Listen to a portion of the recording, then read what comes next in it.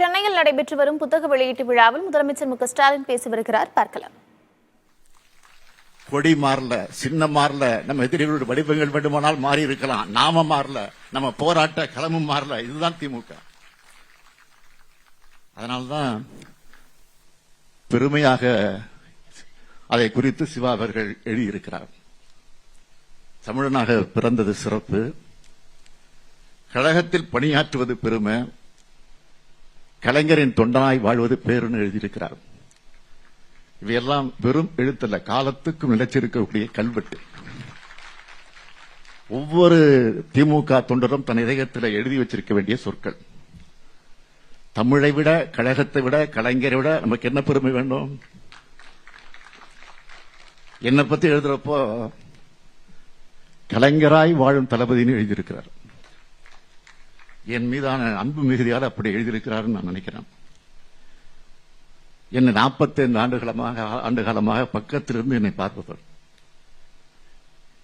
இனி இவர்தான் எங்கள் தளபதினு முதல்ல அறிவிச்சவர் சிவாதான். அதனால அந்த தலைப்பு வச்சிருக்கிறார். ஆனா அதுல ஒரு திருத்தம், கலைஞராய் வாழ கலைஞரால் மட்டும்தான் முடியும். என்னை பொறுத்த வரைக்கும் கலைஞர் வழியில் வாழ்ந்து கொண்டிருப்பவன் நான். இந்த புத்தகத்தின் மூலமாக எப்படி சிவா அவர்கள் வசீகரக்கூடிய பேச்சை கவர்ந்திருக்கிறாரோ, அதே மாதிரி சொக்க வைக்கக்கூடிய எழுத்துக்கு சொந்தக்காரன் நிரூபிச்சிருக்கிறார் இந்த புத்தகத்தின் மூலமாக.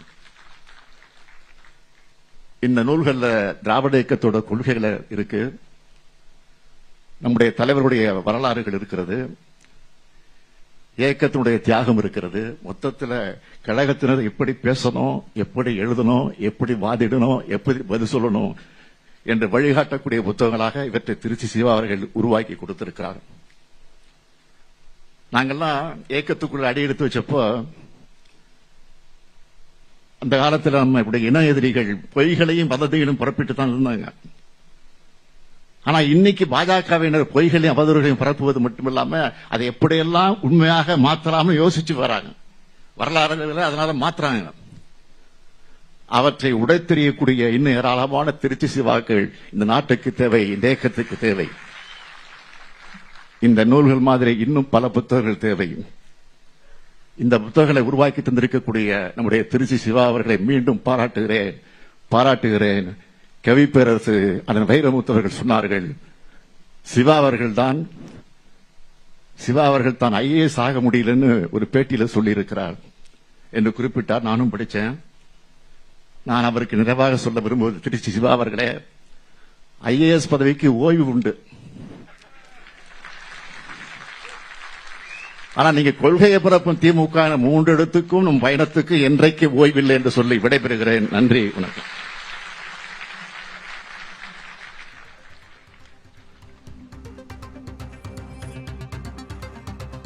திமுக எம்பி திருச்சி சிவா எழுதிய 5 புத்தகங்களை முதலமைச்சர் மு.க.ஸ்டாலின் வெளியிட்டு பேசினார்.